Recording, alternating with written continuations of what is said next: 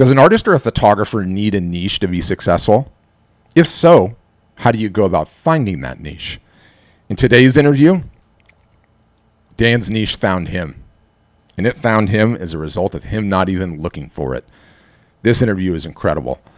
Dan Sundahl, Dan Sun Photo Art on anywhere you find him on the socials, is just an incredibly talented artist. His story is incredibly unique. He knew he found his niche when multiple people got his artwork tattooed on their bodies. Probably a good indicator of when you know you found a niche.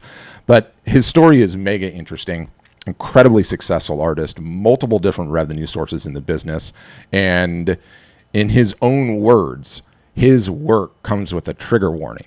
And not a trigger warning in this charged political climate that we're in now, but a trigger warning in the sense that the work is so heavy and so evocative in the themes that he deals with that he literally issues a trigger warning when you look at his work. So can't wait for you to see this. Links to all of his socials, all of his websites, all the things in the show notes, wherever you're watching this. And here's what happens when your niche finds you.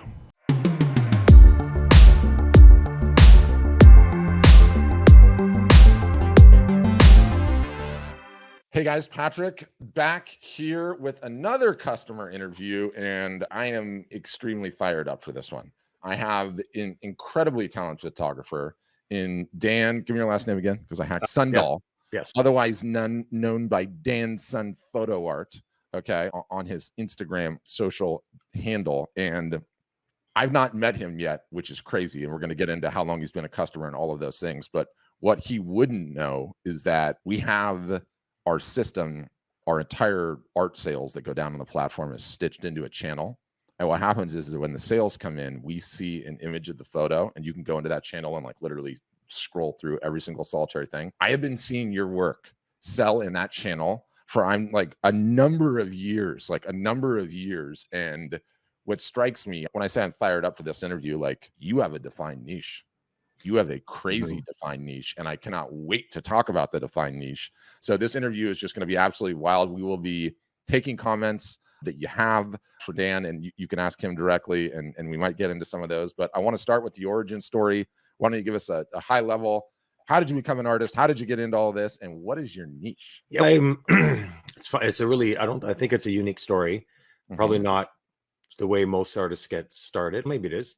But I was a paramedic firefighter for 20 years and developed PTSD in 2014. And part of my therapy was to create this artwork. I was doing photography of my bulldogs and landscaping and stuff like that. And then my psychologist recommended that I use my hobby as a way for therapy. I'm actually going to graduate this year as a counseling therapist. So I understand why he was saying that, by accessing the creative part of my brain as part of my therapy. So a lot of the images, and we should probably warn people that I'm not sure which ones you're going to show, but some of my images are pretty graphic, could be triggering for some people. Yeah. And the reason I like that is that it had to be authentic for me in order for it to be therapeutic for me. But being vulnerable and authentic really made that connection with my followers that really looked at the images and really connected to it. So my origin is really my own therapy, which was actually, I think, the reason for my success was that it was really authentic imagery that really connected with other people. It's how it started. I never really thought people would like what I did. I thought I was the only one that felt that way, but lots of people really connected to it. And to be honest, Patrick, don't tell anybody, but sometimes I'm shocked people buy my stuff.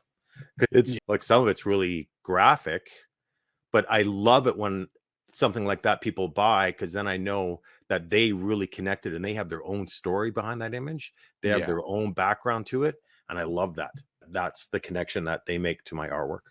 Yeah, it's wild on so many levels to me, Dan, because I see all the artists on our platform. I'm constantly getting these questions about niche and do I need to have the niche? And artists are always getting this advice. What you really got to do is you just got to figure out what your niche is. And then once you have a niche, you'll be great. And so many people are doing landscape photos or painting flowers or this or that. And it's okay. They're trying to figure out their way through a niche. You have one of the most insane defined niches I've ever seen in my entire life. And I don't think anyone would know to search for it. It is so damn creative and completely different than anything I've ever seen. Like, how would I search Google for it? I couldn't, right? I couldn't. And so he gave the disclaimer on some of the imagery. I want to show some of it on Instagram and what it looks like. but this comes from his 20-year career as an EMT. It was an EMT and just general paramedic. Is that what you were? Yeah, I was an advanced care paramedic and firefighter full-time for 20 years is what I did. And then, yeah, so my niche developed naturally where people, again, they really made that connection. And for me, art really is more about the artists, and the images they create are a result of the experiences that they're having. Mm-hmm. Like some of my favorite artists that are, I'm more interested in their life at that time that made them create the images that they did. That's what I find really interesting when the artists that I follow. Someone, okay, why did they create that? What's the story behind this one? That's what I find. That's what I personally find interesting. Yeah, and your images, I mean, the whole niche, if I had to describe it with one word, it's just heavy. It's a heavy niche. Yeah, it's crazy. And so you're dealing with these themes that I feel like works on multiple different levels. If you just looked at it, I don't think you would immediately figure out where you're actually at. And let me see if I have this right, because maybe I don't have it right. But there's the heaviness of these situations, all of these service calls that you show up to on an EMT where some of the most horrific stuff could possibly be happening in the world, right? Terrible injuries, mental health issues, and the depravity. So there's you guys being heroes and showing up and dealing with this, and you have some of that in the work, and it's incredibly evocative. But then the real niche is the impact and the toll going to these calls on a daily basis has on the EMTs and the firefighters that are actually doing it day in and day out. And how do you survive that? How do you inure yourself? How do you wall yourself off against that so that it doesn't break you down? And is that somewhat of an accurate read on it? Yeah. And although the artwork is pretty dark or heavy, like you said, it's very therapeutic. So it looks, and it really depends on the viewer, right? Some people just don't get it, which is fine. I don't expect everyone to understand it. And the truth is, like the really heavy artwork, I don't really even create for other people. It's my own way to get my stuff out. Yeah. And when people look at it, it's how they interpret it, right? Some people may look at it and based on their own experiences, really get it and feel understood, which is actually a positive therapeutic process versus people not maybe being in the industry or not having experiences with trauma, where they look at it and I'm like, what the hell's with this guy? Like, why is he creating images like that? That's so messed up. And I'm totally fine with that. Like, I'm not expecting everyone. My mom doesn't really understand my artwork. She goes, damn, why did you create this weird artwork? I don't get it. I'm like, Mom, it's not for you. It's okay. It's fine. It's my own thing. And I've learned that the more authentic I can be in creating the artwork, the more therapeutic it is for me and the more connected I am to the people that follow my images. And quickly, I'm very curious on who your audience is and who purchased this. And I don't know how much you wanted to disclose sales figures, but you sell a lot of art. Like you sell a tremendous amount of art. And for a lot of people, that's probably really hard to wrap your head around. Like, this is a heavy piece of art. In terms of your creation process, they're all starting with photographs, but what are you doing to getting this like painting effect to the entire thing? Yeah, so it starts as a photograph and all the images are staged. So they're based on actual events, but they're all staged. And I use angels and demons to represent trauma and recovery. And I digitally draw and paint on top of that. So right on to my left here, I have a big Cintiq display. Got it. It's big 27-inch Cintiq display. And I have digital pen, which is tilt and pressure sensitive. And digitally draw and paint on top of that image based on how I feel versus what I actually saw. So it's an emotional process for me. And when I'm done, once I can purge that feeling that I had into that image, then I know. And in order to do that, when you look at a lot of the artwork, there's a lot of things hidden in there that you may not see the first time. Like there's a ghost in that one. There's a lot of ghosts, lots of spirits in the images that you may not notice right away. And I do that to portray the emotions that I have that clearly weren't there for the photography, so photograph. Amazing. And you look at that, I look at this work and I'm like, who is the audience here? Who is purchasing this stuff? Because it is so heavy. And I thought, are these all fellow firefighters and EMT and emergency responders that are like totally resonating with this? Or is it just a much broader audience and anyone that's just touched this level of trauma, right? Yeah, I think and it's not necessarily emergency workers that are buying my stuff. It's like a lot of the messages and emails that I get, it's from other people that can relate in some way to the images, either from other past trauma, that Mhm. they look at it and they attach their own experiences to it. And that's really where the connection is. And I think as an artist, as a successful artist, it's making that connection to the people. And really the secret for me is not creating artwork that I think people are going to want to buy. It's being authentic in creating the artwork. And that's Yeah. how I know the connection is going to happen. And that's and the funny thing, it all happened by accident, really. I never thought anyone would be interested in what I was doing or what I was creating, because it was really, for me, my own therapy, which is wonderful. It really validated how I felt and what I was doing. Yeah, which is just wild. Like it's almost the only thing I can think of is like the Harry Potter reference in the Sorcerer's Stone, where like the smart trick that Dumbledore did is that only people that don't want the stone could actually get the stone, right? Yeah. And here you didn't necessarily want a niche, this was to do something else completely, which was to clear your own mind and get over your own mental health issues. And you found it that way, which is wild, right? You found it not by looking for it, not by strategically going after it, which is just crazy. I want to hear about how you found us and how the journey started and how it's gone so far. I'm curious about that. But one thing I got to ask that I couldn't let go, and I don't know if I'll find it quickly, but dude, how heavy is it to have multiple people that have tattooed your work on them? I know, right? Dude. That just blows my mind. When people ask me my permission to get one of my art pieces tattooed on them, I'm like, are you kidding me? What a incredible honor as an artist to have people that want to get my images tattooed on them like that. Like, I'm like, God, that's, of course, incredible honor to have that happen. Yeah. I can't find the post. There's a couple of them in there, but I saw that and I was like, dude, what a level of flattery that is. That's insane. I know, right? But that really shows. And I feel it's actually less about the artwork and more about the connection that person has to that. Like, if that person didn't have the connection, then they wouldn't want it tattooed on their body, right? But I'm grateful that I was able to create an art piece that they resonated with so much, that reflected how they were feeling to that point. There's no greater honor, I think, for an artist than to have honestly. Okay, how do you know you've nailed your niche, right? How do you nailed market product fit when someone is willing to ink your work onto their body? I love it. It's some people, they show me and they ask for permission. I'm like, yes, the only thing I have is please let me know. Show me a picture when it's done, because I want to add it to my collection. And a lot of these images are friends of mine that pose their fellow emergency workers. Mm-hmm. And I send it to them. I'm like, look, you are permanently tattooed on this paramedic in Pennsylvania's leg or something. And they're like, oh, I can't believe it. Yeah, it's wonderful. Yeah, just on so many different levels. Yeah. Okay, I want to get into the how you found us and how you got signed up, but there's one mental health trauma question that I think only you could answer. So I'm going to put it up on the screen here. Okay.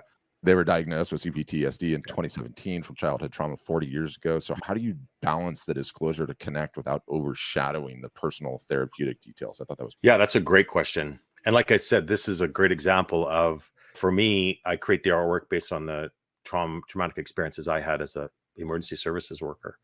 But that's a very small, when you look at the overall population of people that suffer from trauma, people with childhood trauma, like that is a massively huge, way more than emergency workers. However, yeah, that's a great question. And sometimes something will pop into my head. I'm like, okay, I need to get this out.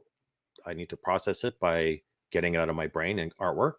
Mm-hmm. And then I ask, okay, I don't know if I should share this one. There's one called The Demon Eats the Ambulance Driver, and it's pretty dark. Yeah. And I'm like, oh God, I don't know if I should. But the truth is, the more authentic I am to what I'm creating, and as long as I don't censor myself, so I don't think, okay, what are people going to think when I create this? That doesn't cross my mind. Because if it does, I'm not going to be creating images that connect with people, or more importantly, it's not going to be therapeutic for me. And I find that the more vulnerable I am in creating the artwork, the more I connect with people. So if I think, oh, I don't know if I should do this, and when I share it, those are the ones that really get the most positive feedback. It's not always positive. Like, there's lots of people that send me messages that are, what the fuck are you doing? Like, you shouldn't be. And a lot of negative feedback. But for me, when I hear that feedback, that tells me, yeah, you also connected to that. Otherwise, you wouldn't be taking the time to send me that message. So for me, great artwork, if someone has a visceral response to it, either positive or negative, that's successful artwork. No, people are reacting to it, right? Agree with that. I so agree with that. And again, this is another one of those things that's hard, because when you create and you drive those types of comments, it's very easy to get down in the weeds or get down in the depths or let it affect you personally. And when you deal with enough of it, and my God, I cannot even begin to tell you how much I had to deal with it. You develop a profound sense of empathy through all of it. Because even the negative comments, as human beings, we're meant to react to those like they're a mirror. Like somehow it's reflecting something that you've done, right? Or that you had that idea and you realize it's not a mirror, it's a window. It's a window into where they are. Totally. And it's a window into their mental state. And then you get that profound sense of empathy and you're like, oh man, just heavy across the board. How did you find us originally? Yeah. So like I said, I fell into this all by accident. And people were asking me once I did finally decide to start sharing my images, which took a long time. And there was such a positive response, and people were inviting me to go exhibit my artwork at conferences. And then they wanted me to talk about my experiences. I'm like, holy smokes. And then people were asking, can I get a copy? Can I buy it? And I'm like, oh, how do I sell artwork? This is all weird. And I really couldn't find, there's a lot of like photography portfolio websites out there, but they really weren't specific to selling artwork and displaying the artwork where people can look at it, and it's geared more toward buying it versus viewing it. So when I did all my research, I found our storefronts and did thought a lot about it. And yeah, God, I think that's been 8 years ago now. Oh, I think amazing. It's been a long time. And what I really liked, which one thing I really liked about our storefronts is that you guys have this is how you do it. Like they show you, here's your daily task, which God, I wish I had more time to follow more strictly. Yeah. But this is how you do it. It's not, okay, here's a place you can put all your artwork. Just put it on there and then advertise this. No, this is how you put it on there. And this is how you market it. And this is how you sell it. Yeah. I found that, but I just got so busy with so many other things. I'm not in tune with that as much as I would like to be, but I love that is there. And first of all, you've essentially gone full time and you're in school, but you quit your day job and the majority of your income's coming from your art and your books and everything else. Yeah. What is the revenue breakdown on how you do things between originals, prints, the photo books, and then you do a ton of public speaking too, which I imagine sells a bunch of the art. So I think probably the best thing that I did, probably the best advice I'd give anyone that's starting off to do well, hire an assistant as soon as you can. So I have an assistant that goes through all my emails.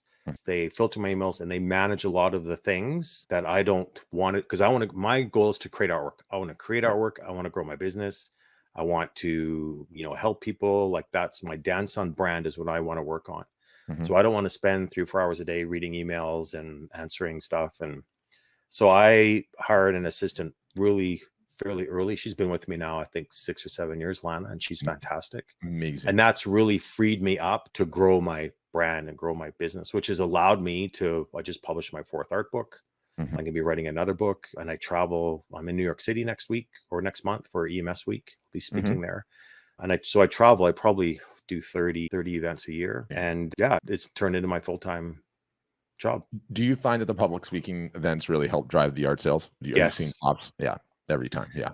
Yeah, it's great. And like the majority of the conferences and events I go to are emergency services, but sometimes I go to other events. Like next week or next month, I'll be speaking at a leadership conference. And a lot of those people probably aren't going to be aware of my artwork, but they're going to see a lot of it on my presentation. And I'm going to show what I've done to be a successful artist and the leadership practices that I've learned and the mistakes I made.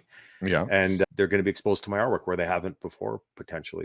So I have a lot of opportunity that way. I'm very lucky. Yeah. One of the other themes that I think it comes up all the time and it's prevalent out there. And my advice is always that everybody thinks art sales are just based on the image itself, just based on the creation itself. No. Art sales are 50-50 is the argument I always make. It's 50% the art and it's 50% the artist. And yes, the story's baked in there, of course, but you're the brand just as much as the artwork is the brand. And during the course of constantly coaching and tutoring customers, all the struggles and the deficiencies and the hard stuff and the uncomfortable stuff, they're like, I just don't know if I should share this. I just don't know if I should get into this. I don't want to talk about this, or maybe I'm going through cancer. And you don't realize until you truly make yourself vulnerable and put yourself out there, how many people are just going through the exact same thing and how quickly that emotional connection happens. And we've seen it already in comments on this. Like, you think that no one else is dealing with that, and you think there's not a huge tribe out there, but boy, is there a huge tribe out there. I think it's an artist that censors themselves is horrible. I think if you are an artist and you are censoring and you're thinking, what are people going to think when I create this? You're not letting the artistic process flow. Like I think that's a real shame if artists are blocking that creativity by thinking what other people are going to think when they look at it. Yeah. And for me, I think, again, this is my own opinion, but art needs to have meaning. Good artwork needs to have meaning. And that meaning has to come from the artist. And if you, when I have the idea in my head, so if I think, okay, this idea is in my head, I'm like, oh, this is a complex idea. How am I going to get this out? I think about it, an image pops in, I stage it. The more accurate I can get to that initial idea I had in my head to what I create, the more successful the artwork is. And I don't think that does cross my mind. Oh, people might be triggered by this, or people aren't going to like this. That doesn't, once it comes in, I just throw that out. I have to be authentic and vulnerable in who I am. Yeah. And it works. Yeah. But you're never going to make everyone happy, no artist should, I don't think. Yeah. It's such wisdom. Easier said than done, especially in this touchy-feely, era that we're in now. Like, it's tough being vulnerable and exposing yourself that way. It's really hard. So give me a sense of the trajectory of the business year over year over year. Do you feel like it's just been slow and steady growth, or have you had some hockey stick moments going along? It's been I think it's been slow and steady, but I know that I have to be, I know that my brand grows when I create artwork. And the last couple of years, because I've been in school full time, I haven't been creating as much as I want to, but I also know that even while going through school, it's going to inspire me to create new artwork based on my experiences. And for me and any artist, the artwork, I think, should be reflective of their experiences. And so that's going to change, but it has been a steady growth over time. But I know now that I have new educations, my life is changing and I'm having new experiences. I think it's going to be growing even more. Right, which is I'm booking more exhibits, I'm booking more stuff and more speaking events. And that's what I love, because when I do that, I get to go and connect with people that have seen my artwork that I may haven't seen, that I haven't met in person. And they come up with me and they share what that artwork meant to them personally. And I love that.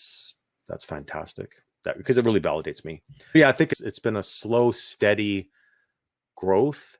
But in order for that to happen, one thing I did learn, it's not going to happen by itself. Like, I'm going to create this image. Okay, now where's all the sales and where's all my followers? Yeah, it doesn't. It's not going to happen on its own. Doesn't work that way. It doesn't work that way. Yeah. No. Now, currently, your overall sort of sales picture, you're in some brick and mortar galleries, right? Maybe. But like I said, I have an assistant. So there's galleries in my stuff all over. Like there's stuff in Finland. I think there's stuff in England. Yeah. And like I said, for me as an artist, I want to concentrate on making artwork. So I have my assistant kind of manage that stuff for me. Handle all of it. So she's doing a combination of admin and then some of the social posting as well, I take it. Yeah, so she does. And we're almost at the point where she needs an assistant. Yeah. Because she's getting quite busy. Oh, I would argue you're there already. We might be able to help you too with some of the stuff internally. We can talk about that later. But I think I'll give you the perfect analogy that I'm just going through in my mind. And one of the things that comes up all the time, is how do I price my art? And is there a formula to price my art? Yeah. And a couple interviews back that I did on one of these, and my position, by the way, is the formula is complete bullshit. And the reason the formula is complete bullshit is because you either have demand or you don't. If you don't have demand, there's no fancy pricing formula that's going to get you anywhere, right? Now, there's general guidelines, but this whole time spent times material cost times square inch, just all of that is nonsense. And I had this interview. She's an Art Storefronts customer too. Her name's Betty. She's like, you're not going to like this, but I use the formula. And I was just laughing in my head because she's got a huge social following and a ton of demand. She can use whatever formula she wants. It's irrelevant because you have the demand. In your case, you are leaving so much money on the table with some of your marketing that we need to tune up. It's mind-boggling to me, right? But it's awesome. It's awesome in the sense that you nailed this emotional connection so hard that it paves over any of those deficiencies, right? But I see what you have going on these socials, and I'm like, oh my gosh, we got to start hacking at this immediately. You have 36,000 on here. What did you say you have on your Facebook page? Yeah, about 114,000 on my Facebook page. Yeah. We need to tune up the story highlights. We need to talk about the post makeup. We got to get you making a little bit more reels. Yeah. So But Patrick, I don't have time for any of that stuff. Like I don't have time for doing social media marketing. That's almost a full-time job in itself. for And sure. like I said, I want to spend time making artwork.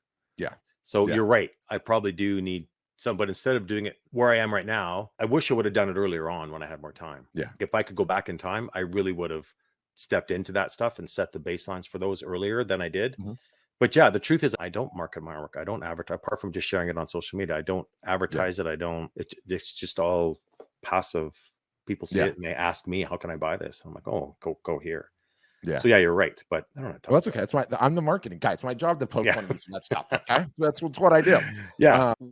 So this whole journey, one has been about healing yourself through the whole process. And I imagine you've gotten yourself into a good spot with that now. Oh yeah. Where you processed it, you put those things to rest, you feel Yeah, it. I'm helping others now, which is great. Yeah. So helping others. What are your aspirations for the business? How big do you want to take this thing? For me, I don't really have a money figure. Mhm. I want to make enough money so that I can do the things that I want to do. And the things that I want to do is I want to create artwork. I want to travel. I want to share my experiences with people. So it's not, I don't know. I don't know if that's maybe a common thing for artists to say or not, Mhm. but I'm not a business guy. I'm not, my accountant hates me because I just send him a whole whack of numbers and spreadsheets. And he's like, oh, what does this mean? I'm like, I don't know. You figure it out. Yeah. Lana's helped me. Yeah, Lana's helped me with that stuff, my system. But yeah, I think for me, if I can, and I'm there already, where I do make enough money off my Dan Sundahl brand to really live the life that I want, which is wonderful. But I would love to have more, bigger, better experiences too, which is going to cost more money. Always. Right? Going back to school and becoming a psychologist, do you feel like there's a business centered around art and therapy and how you might combine that and how you might teach those experiences? Is that a direction you're going to go with that? No, but first let me correct you. I'm not going before all the psychologists get on me. I'm not. It's a counseling therapist, which is a totally different discipline than psychology. Got it. But yeah, there is actually a specialization, actually in psychologists with art therapy, and like the neurology and how the brain works with artists, it really combines well with trauma therapy by using the creative part of your brain. So there's a whole discipline of art therapy for that. But I know people ask me that all the time, but I'm not really interested in doing that. Kind of because the artwork that I do is so personal. It's mine. Like that's my thing. But I'm happy to help people use the creative part of their brain, whatever that is. If you want to learn how to play the kazoo, buy a kazoo and take kazoo lessons on YouTube, then that is going to be therapeutic for you, or whatever the creative. If you want to paint, people tell me all the time, I wish I could paint and draw, but I'm horrible at it. I'm like, that's not the point. The point is if you can create something, even if it's like I knew this guy who did Stickman t-shirts, made millions of dollars on it. And it's just Stickman, and it just turned into this huge thing, but it's the creative process that he did. Yeah. So it's more about what it's doing for you versus what you're doing for other people, I think, as far as the therapy goes. I play guitar too, but I'm not very good at it. So people don't ask me to be interviewed on their shows because I'm such a great guitar player. Or travel the world and play Twinkle Twinkle Little Star in front of them. But it's still really therapeutic for me to play guitar. So it's being creative and being an artist is wonderful. And I think everyone has a creative line in them. Oh, 100%. And whatever the various disciplines are. So just out of curiosity, what was the impotence to go back to school? I had to. So I was medically retired from my psychologist said, yeah, Dan, you're done on the ambulance. After 20 years, you can't do it anymore. I'm like, okay, no, I didn't really fight it. I'm like, yeah, you're right. I don't want to see this stuff anymore. Yeah. So then it was, okay, what am I going to do now? I'm lucky because I had my Dan Sundahl work. What am I going to do now? And becoming a counseling therapist really falls in line with my Dan Sundahl brand because I'm really trying to help people by sharing my own experiences as a peer or as a fellow sufferer of trauma and mental illness. But now I can also be their peer and then also be a mental health professional and also helping them do that. So it's followed the whole line. So now what I'm going to do is I'm going to develop workshops, which I've already done. I spoke at a conference in Michigan last week, did a workshop, incorporated a lot of my artwork in the workshops that I'm creating for substance abuse and addiction, interpersonal relationship issues, grief, trauma, and it's all incorporating my artwork in the workshops that I do, which is really been a powerful tool so far as helping other people on a mental health professional side.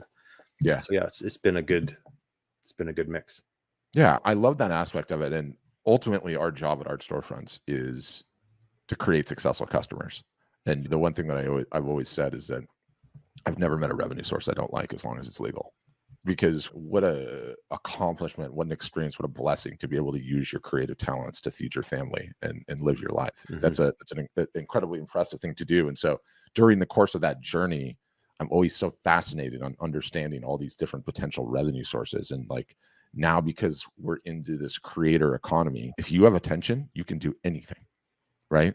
You can do anything. And so you keep building this audience, and it's now you have the speaking and you have the whatever the psychological gig ends up becoming. How can we treat that seriously as a revenue source and look at it? Yes, you're trying to help people, but it should be a business too.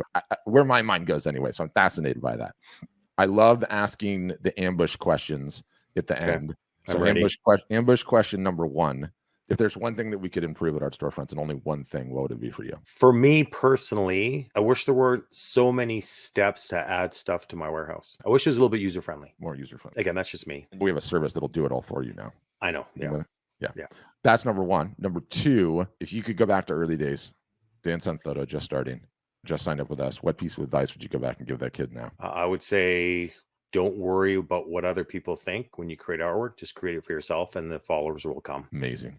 And you're such an anomaly in that like you didn't try. You said you had a little portfolio of stuff that you did before you arrived on this, right? On the which no one cared about. No one cares about the landscape stuff that I did. It looked the same, like the idea, like it was the same style, but no one connected to it. I did stuff with my bulldogs. No one really connected to it because they didn't have it looked the same, but there's no connection. Yeah.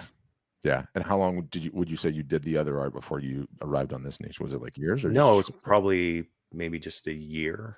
Oh my maybe even less than a year. Yeah. Do you know angry people are going to be jealous? I know.